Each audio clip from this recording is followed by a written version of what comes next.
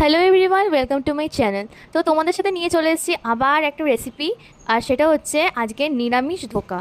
তো এখানে ধোকাটা আমরা একটা বলের মধ্যে নিয়ে আমরা দিয়ে দেবো হচ্ছে নুন আর চিনি। তোমাদের স্বাদ মতন তোমরা নুন আর চিনি দাও, আর তারপর ভালো করে মিক্স করব।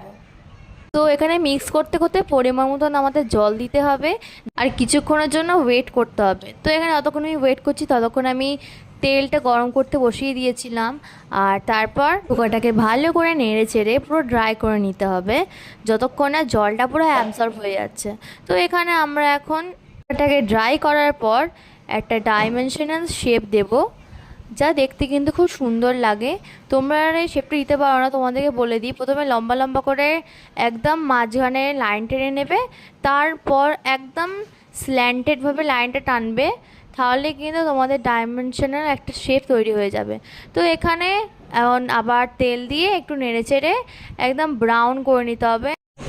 আলুটাকে হালকা তেলে ফ্রাই করে নিতে হবে। তারপর দুটো টমেটো নিয়ে কাঁচা লঙ্কা, আদা ওটাকে পেস্ট করে নিতে হবে। নিয়ে ওর মধ্যে দিয়ে 2 চামচ তেল দিতে হবে, দিয়ে ওর মধ্যে ফেলতে হবে। ফেলে তেজপাতা, কালো জিরে দিতে হবে, দিয়ে তারপর ওর মধ্যে মিক্সটাকে ঢেলে দিয়ে হালকা করে 2 মিনিট নাড়াচাড়া করতে হবে। নাড়াচাড়া করার পরে জিরে গুঁড়ো, ধনে গুঁড়ো, কাশ্মীরি লঙ্কা গুঁড়ো সমস্ত কিছু দিতে হবে। এখানে আমি নুন স্কিপ করেছি, তোমরা একটু নুন দেবে। হালকা একটু স্বাদ মতো একটু চিনি দিয়ে দেবে, দিয়ে নাড়াচাড়া করে নেবে।